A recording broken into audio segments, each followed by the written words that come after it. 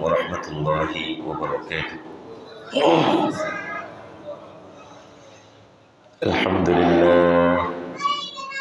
الحمد لله رب العالمين، والصلاة والسلام على أشرف الأنبياء والمرسلين وعلى آله وأصحابه أجمعين، أما بعد، فأعوذ بالله من الشيطان الرجيم. بسم الله الرحمن الرحيم.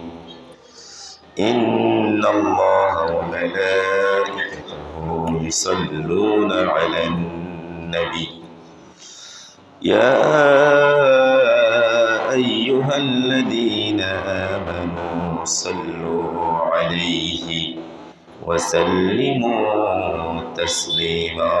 صلى الله على سيدنا محمد وآله وأصحابه وسلم.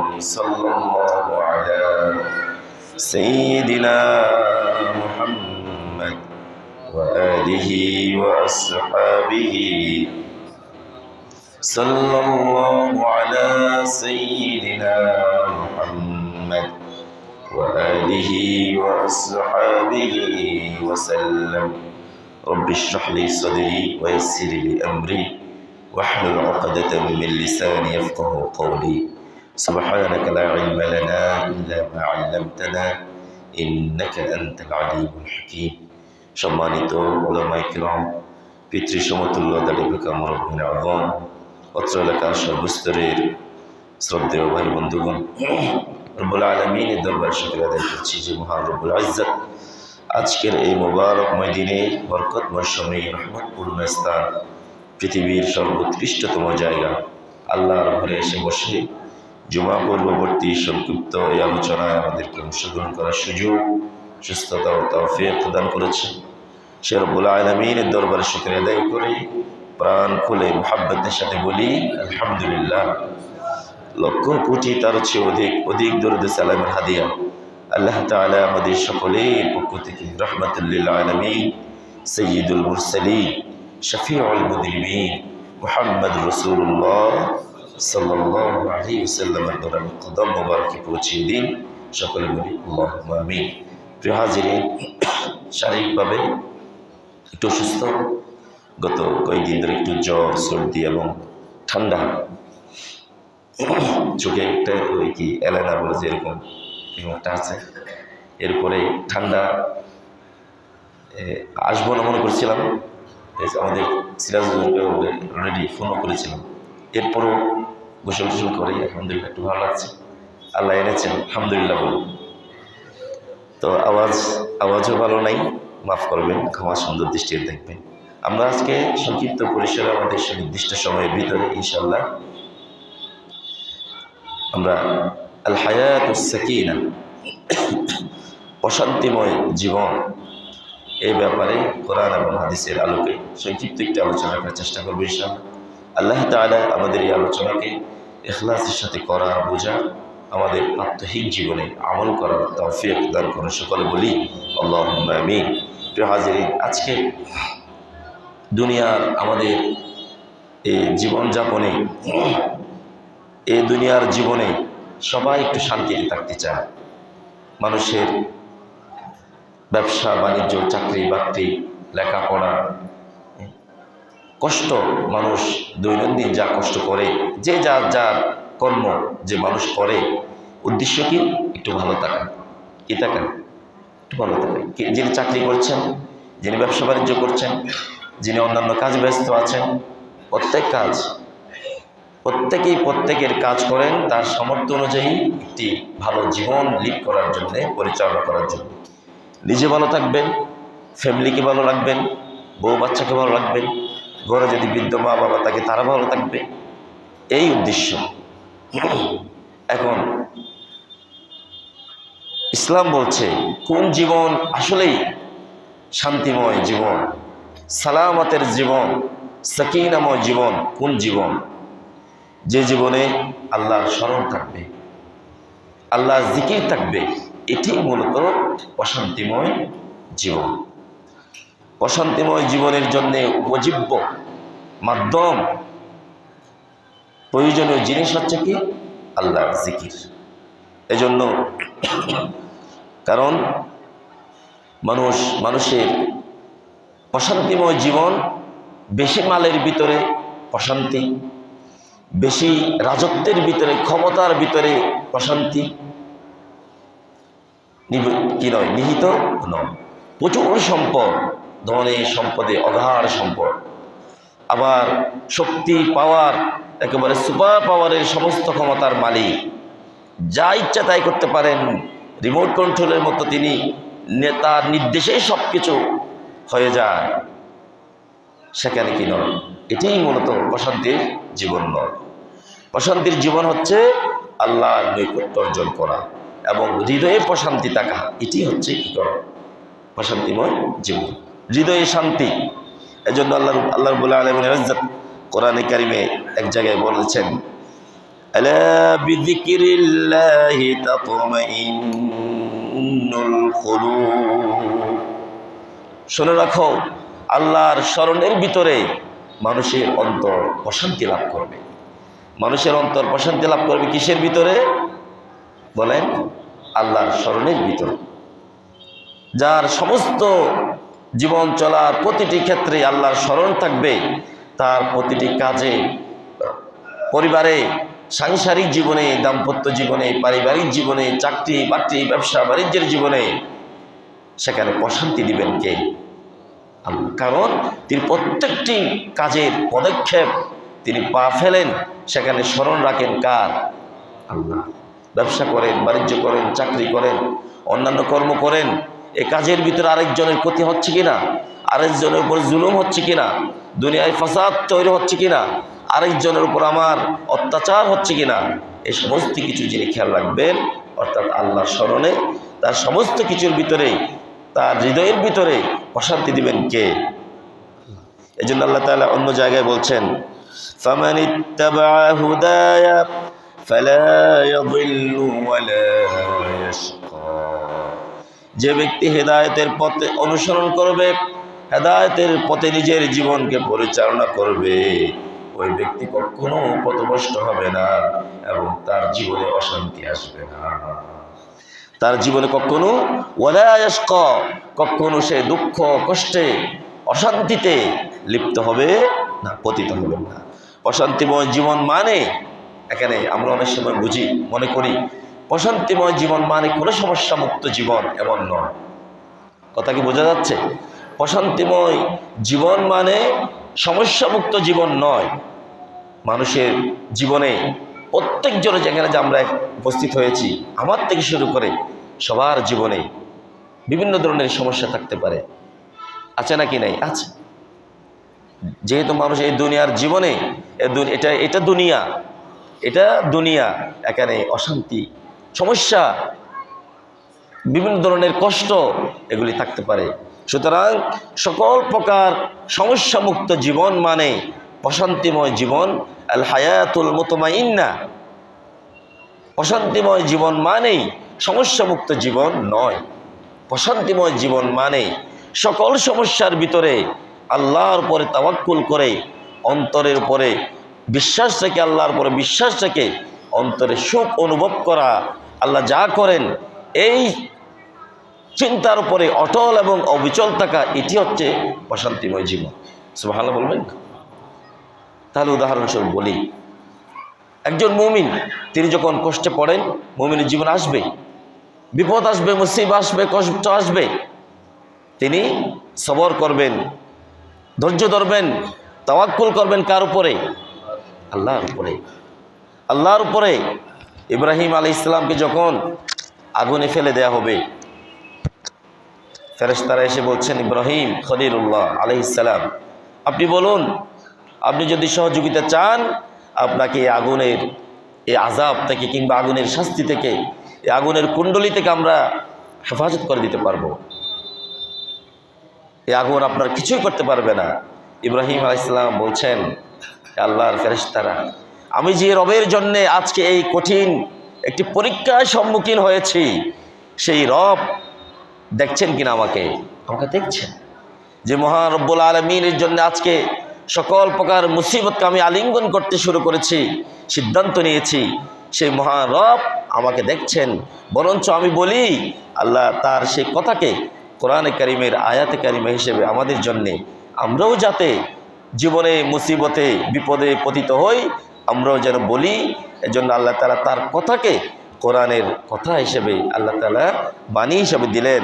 তিনি বললেন, সেদিন বলেছিলেন, হাসবি আল্লাহু লা ইলাহা ইল্লাহু আলাইহি তাওয়াক্কালতু ওয়া হুয়া রাব্বুল আরশিল আযীম। তিনি বলছেন, হে ফেরেশতারা, আমার জন্য আমার রব, আমার আল্লাহ আমার জন্য যথেষ্ট, তিনি ছাড়া আর কোনো ইলাহ নাই। আমি তার উপরে ভরসা করেছি, তার উপর আমি তাওয়াক্কুল করেছি। যিনি মহাবিশ্ব ব্রহ্মাণ্ডের মালিক, যিনি মহা আরশের অধিপতি, যিনি সেই মহান রবের উপর আমি তাওয়াক্কুল করেছি। সুতরাং তোমাদের কোনো সাহায্য আমার প্রয়োজন নাই। এরপর তাকে কি করা হলো? আগুনে নিক্ষেপ করা হলো। এদিকে আল্লাহ তাআলা তার তাওয়াক্কুল এই পরীক্ষায় তিনি যখন একেবারে ভালো রেজাল্ট দিয়ে পাশ করলেন, আল্লাহ তাআলা আগুন নিয়ন্ত্রণে কার বলেন? আগুন নিয়ন্ত্রণে আল্লাহ, পানি নিয়ন্ত্রণে আল্লাহ, বাতাস নিয়ন্ত্রণে আল্লাহ। আজকে যে আমরা আমাদের ঘূর্ণিঝড়, দুর্যোগ, জলোচ্ছ্বাস হয়, অনেক সময় আমরা বলি কি এই ঘূর্ণিঝড় কি, এরপরে জলোচ্ছ্বাস, ভূমিকম্প, আরও যা যা মুসিবত আছে এগুলিকে আমরা প্রতিরোধ করব। এটি ইমানের সাথে সাংঘর্ষিক। আল্লাহর দেওয়া এই মুসিবতকে, পরীক্ষাকে প্রতিরোধের কোনো ক্ষমতা পৃথিবীর কোনো মানুষের নাই। প্রশমন করা যেতে পারে, মুসিবত আসলে পরে আমাদের ডিসিশন কি হতে পারে, এ থেকে বাঁচার জন্য আমাদের কি কি পরিকল্পনা হতে পারে, এটি করতে পারে। প্রতিরোধ করার সাধ্য কোনো মানুষের, কোনো শক্তির আছে? নেই। কিন্তু তাহলে এর মানে হলো আগুন, পানি, বাতাস, এই যে সাগরের ঢেউ, বড় বড় ঢেউ যে আসছে পড়ছে তীরে, আবার চলে যাচ্ছে, আবার আসছে, আবার চলে যাচ্ছে, এই ঢেউকে নিয়ন্ত্রণ করেন কে? আরো জোরে বলেন কে? এই ঢেউ যদি শুধু আসতেই থাকে, ব্যাক যাবে না, ফিরে যাবে না, এই বিশাল সমুদ্রের জলরাশিকে কন্ট্রোল করার মতো কোনো পৃথিবীর কোনো শক্তির কাছে আছে? নাই। তাহলে এই পানি কথা শুনে কার? আগুন কথা শুনে কার? বাতাস কথা শুনে কার? আল্লাহ। সে আল্লাহ তাআলা আগুনকে বললেন, ইয়া নারু কুনি বারদান ওয়া সালামান আলা ইব্রাহিম। হে আগুন, কিছুক্ষণের ভিতরে আমার খলিল, আমার বন্ধু ইব্রাহিম আসবে, তুমি আমার বন্ধুর জন্য বাইরে জ্বলবে, ভিতরে তুমি নাতিশীতোষ্ণ এসি এয়ার কন্ডিশন হয়ে যাবে, নয় ঠান্ডা নয় গরম, তুমি একেবারে আরামদায়ক হয়ে যাবে আমার বন্ধুর জন্য। সুবহানাল্লাহ। এটা কি এমনি বানানো গল্প না কোরআনের গল্প? কোরআনের গল্প। আল কোরআন আছেন, ইয়া নারু কুনি বারদান ওয়া সালামান আলা ইব্রাহিম, ইব্রাহিমের জন্য বারদান ওয়া সালামান, একেবারে সুন্দর ঠান্ডাময় আরামদায়ক হয়ে যাবে করেছি। অনুরূপভাবে আহজাবের যুদ্ধে মক্কার মদিনার সমস্ত কাফেরেরা এবং অন্যান্য অমুসলিম জাতিগোষ্ঠী যারা আছে, তারা রাসূলুল্লাহ সাল্লাল্লাহু আলাইহি ওয়াসাল্লামের বদর, উহুদ, খন্দক এগুলিতে যখন তাদের বিভিন্ন ধরনের সমস্যা হলো, তারা সমস্ত জাতিগোষ্ঠী একতাবদ্ধ হয়ে আহজাব, অর্থ হচ্ছে হাজবুন থেকে আহজাব, ছোট ছোট দল থেকে অনেকগুলি দলের যুদ্ধ। এখানে শুধু একটি গোত্রের সাথে যুদ্ধ নয়, কিংবা একটি দলের সাথে যুদ্ধ নয়, অনেকগুলি দল, অনেকগুলি গোত্র একত্রিত হয়ে কাফেরদের বিশাল বাহিনী গঠন করা হলো, অপরপক্ষে মুসলমানদের বাহিনী। রাসূলুল্লাহ সাল্লাল্লাহু আলাইহি ওয়াসাল্লামের কাছে সংবাদ আসলো, ইয়া রাসূলুল্লাহ সাল্লাল্লাহু আলাইহি ওয়াসাল্লাম, আমরা তো বিভিন্ন দলের সাথে যুদ্ধ করেছিলাম, কিন্তু কেন জানে এবারে আমাদের সামনে বড় মুসিবত। আরবের সমস্ত বড় বড় দল, সমস্ত বীর পাহলওয়ান যারা আছে, তারা একতাবদ্ধ হয়ে, তারা জোটবদ্ধ হয়ে ইসলামের উপরে খামচে পড়বে, লেলিয়ে পড়বে, হামলা করবে। রাসূলুল্লাহ সাল্লাল্লাহু আলাইহি ওয়াসাল্লাম বিন্দু পরিমাণ বিচলিত হননি। তিনি বললেন, তিনি যে কথা বলেছিলেন, তিনি বলেছিলেন সেদিন তোমরা স্মরণ করো ইব্রাহিম আলাইহিস সালাম আল্লাহর উপর তাওয়াক্কুল করে যে কথাগুলি বলেছিলেন, আজকে চলো আমরাও বলি তার ভাষায়। আজকে আমরা বলি, সে কোরআনুল কারীমের ভাষা, কোরআনুল কারীমের আয়াত হচ্ছে কীরকম আল্লাহ তাআলা বলছেন। সেদিন তারা বলেছিলেন, হাসবুনাল্লাহু ওয়া নি'মাল ওয়াকিল, নি'মাল মাওলা ওয়া নি'মান নাসির। আরবের সমস্ত গোত্র, সমস্ত জাতি একতাবদ্ধ হোক, অসুবিধা নাই, কিন্তু আমরা তাওয়াক্কুল করি আমাদের জন্য যথেষ্ট কে? আমাদের জন্য যথেষ্ট আল্লাহ। সেই আল্লাহর উপর আমরা ভরসা করি, তাওয়াক্কুল করি। আরবের সমস্ত ক্ষমতা, সমস্ত অস্ত্র শস্ত্র একত্রিত হলো আমাদের জন্য আমার রব আছে, আমাদের মহান রব্বুল আলামিনের উপরে আমরা তাওয়াক্কুল করলাম। তিনি আমাদের সবচেয়ে বড় অভিভাবক, তিনি আমাদের জন্য সবচেয়ে বড় সাহায্যকারী। কঠিন মুসিবতের সময় শক্ত থাকা, অটল এবং অবিচল থাকা, এটি হচ্ছে মুমিনের পরিচয়।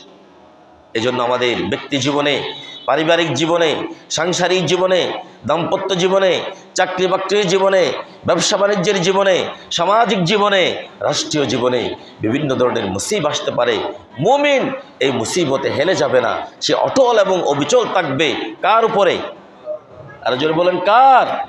আল্লাহর উপরে। এটি হচ্ছে মুতমাইন্না, আল হায়াতুল মুতমাইন্না। এটি হচ্ছে প্রশান্তিময় জীবন, এটি হচ্ছে প্রশান্তিময় জীবন।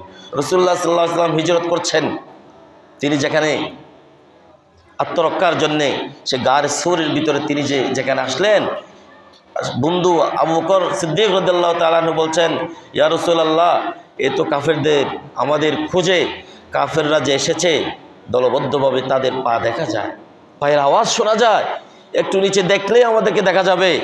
তিনি বললেন, হে আবু বকর, তুমি চিন্তা করো না, এখানে আমরা দুইজন নয়, আমরা কয়জন? বলেন কয়জন? এখানে আমি তুমি, আমাদের সাথে আছেন কে? আমাদের সাথে কে আছেন?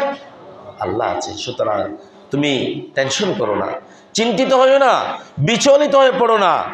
আমার রব আমাদেরকে হেফাজত করবে। আল্লাহ তাআলা হেফাজত করেছিলেন। সুবহানাল্লাহ।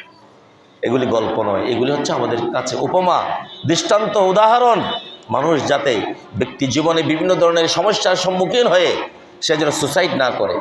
এই পৃথিবীতে আমরা দেখেছি অনেক মানুষ, ইয়াং তরুণ তরুণী, যুবক যুবতী থেকে শুরু করে, প্রতিষ্ঠিত মানুষ থেকে শুরু করে, বড় বড় ব্যবসায়ী থেকে শুরু করে, যাদের কাছে এই কোরআনের দ্বীনের ইলম নেই, তারা কি করে জীবন থেকে যখন অনেক সময় হতাশ হয়ে যায়, কেউ সুসাইড করে, কেউ ইনজেকশন দিয়ে। এমনকি আমরা ফেসবুকে গত কয়েক বছর আগে দেখেছিলাম একজন বৈবিধ্য ব্যক্তি, আমাদের বাবাদের সমতুল্য ব্যক্তি, তিনি লাইভে এসে নিজের অস্ত্র ঠেকিয়ে তিনি সুসাইড করছেন। নাউযুবিল্লাহি মিন যালিক। তাহলে শুধুমাত্র জ্ঞান, যোগ্যতা এগুলি মানুষকে রেহাই দিবে না ইসলাম ছাড়া। যদি হতো, গত কয়েকদিন আগেও কোন একটা মেডিকেলের হল রুমে, ইউনিভার্সিটির হল রুমে ছাত্রছাত্রীদের কি পাওয়া যায়? সুসাইড করার লাশ পাওয়া যায়। কেন? মানুষের জীবনে যখন অশান্তি আসে, সে কি করে? সে তখন হতাশ হয়ে এই ধরনের পথ বেছে নেয়। অতএব আল্লাহ তাআলা যেন আমাদেরকে বোঝার, আমল করার তৌফিক দান করে। সকল বলি আল্লাহুম্মা আমিন। প্রিয় হাজির, সর্বশেষ আমরা রাসূলুল্লাহ সাল্লাল্লাহু আলাইহি ওয়াসাল্লামের একখান হাদিস শরীফ দিয়ে আমরা আজকে আমাদের আল হায়াতুল মুতমাইন্না, প্রশান্তিময় জীবনের এই আলোচনা শেষ করব। রাসূলুল্লাহ সাল্লাল্লাহু আলাইহি ওয়াসাল্লাম বলছেন, قال رسول الله صلى الله عليه وسلم قد أفلح من أسلم ورزق كفافا وقنعه الله بما آتاه। প্রিয় রাসূল সাল্লাল্লাহু আলাইহি ওয়াসাল্লাম বললেন, ওই ব্যক্তি, ওই মুমিন সফল, যে ব্যক্তি ইসলাম গ্রহণ করেছে এবং যে ব্যক্তিকে প্রয়োজন মতো রিজিক দেওয়া হয়েছে এবং ওই প্রয়োজন মাফিক রিজিকের উপরে সন্তুষ্ট থাকার মতো সান্ত্বনা তাকে দেওয়া হয়েছে। অর্থাৎ আমি ইনকাম করি 10,000 টাকা, আরেকজন করে 50,000, আরেকজন করে 1 লাখ টাকা, কিন্তু আজ আলহামদুলিল্লাহ আমি আমার 2,000 টাকা ইনকামের ভিতরে আমি আমার বউ বাচ্চা ফ্যামিলি আমি সন্তুষ্ট। এই যে সন্তুষ্ট থাকার মানসিকতা, ওয়াকান্নাহুল্লাহু বিমা আতাহু, আপনাকে যা দেয়া হয়েছে ওই এটার উপরে সন্তুষ্ট থাকার মানসিকতা, বুঝ যাকে দেয়া হয়েছে, সেই ব্যক্তিই প্রশান্তিময় জীবনের অধিকারী। সুবহানাল্লাহ। তাহলে ওই ব্যক্তি সফল যে ইসলামের ছায়াতলে এসেছে এবং যাকে প্রয়োজন মাফিক রিজিক দেওয়া হয়েছে, এবং যে রিজিক দেওয়া হয়েছে ওই রিজিকের উপরে সন্তুষ্ট থাকার মানসিকতা যাকে দেওয়া হয়েছে, সেই ব্যক্তি সফল। বলছেন কে? রাসূলুল্লাহ সাল্লাল্লাহু আলাইহি সাল্লাম। প্রিয় হাজিরিন, তাহলে প্রশান্তিময় জীবনের সন্ধান আমরা কিভাবে করব? এর মূল মন্ত্র কি হতে পারে? আমরা কয়েকটি পয়েন্ট আকারে বলতে পারি। যেমন আল্লাহর সাথে দৃঢ় সম্পর্ক রাখা, নামাজ, কোরআন তেলাওয়াত, জিকির আজকার, তাসবিহ তাহলিল, দোয়া আদিয়া, এগুলির মাধ্যমে আল্লাহর সাথে সম্পর্ককে কী করা? বিল্ড আপ করা, রিলেশন, এই সম্পর্কে মজবুত করা, এক। দুই, এরপরে তাকওয়া ও সন্তুষ্টি, সমস্ত কাজের ভিতরে যেন আল্লাহর ভয়, তাকওয়াকে এবং সন্তুষ্টিকে আমরা যেন আমাদের জীবনে উপজীব্য হিসেবে গ্রহণ করতে পারি। দুই। তিন, সুন্দর চরিত্র। রাসূলুল্লাহ সাল্লাল্লাহু আলাইহি ওয়াসাল্লাম বলেছেন, তোমাদের ভিতরে ওই ব্যক্তি সবচেয়ে বড় উত্তম, সবচেয়ে উত্তম যার চরিত্র সুন্দর। সুতরাং সুন্দর চরিত্রের মাধ্যমে, সুন্দর আখলাকের মাধ্যমে একটি হায়াতে মুতমাইন্না আশা করা যায়। এরপরে সর্বশেষ হচ্ছে দোয়া। দোয়ার মাধ্যমে আল্লাহ তাআলা আমাদেরকে যাকে যা কিছু দিয়েছেন এটার উপরে যাতে আমরা সন্তুষ্ট থাকতে পারি, দোয়া করতে হবে কার কাছে? যদি সন্তুষ্ট থাকি, দোয়া করি, যা দিয়েছে তার উপরে শুকরগুজার করি, তাহলে আরও বাড়িয়ে দেবেন, নিয়ামতকে বাড়িয়ে দেবেন কে? আল্লাহ তাআলা আমাদের সকলকে, আমাদের প্রত্যেকের জীবনের প্রতিটি ক্ষেত্রে একটি আল হায়াতুল মুতমাইন্না সাকিনা, প্রশান্তিময় জীবন, যে জীবনে মানুষের অন্তরে বিভিন্ন সমস্যা থাকবে, পারিবারিক জীবনে অর্থাৎ মানুষের প্রতিটি জীবনে বিভিন্ন সমস্যা থাকবে, কিন্তু হৃদয়ে প্রশান্তি থাকবে আল্লাহর উপর ভরসা করে। সেরকম একটি জীবন আল্লাহ তাআলা আমাদের সকলকে দান করুন। সকলে বলি আল্লাহুম্মা আমিন। ওয়া আখিরু দাওয়ানা আলহামদুলিল্লাহি রাব্বিল আলামিন। আসসালামু আলাইকুম ওয়া রাহমাতুল্লাহি ওয়া বারাকাতুহু। সুবহানাকাল্লাহুম্মা ওয়া বিহামদিকা আশহাদু আল্লা ইলাহা ইল্লা আনতা আস্তাগফিরুকা ওয়া আতুবু ইলাইক।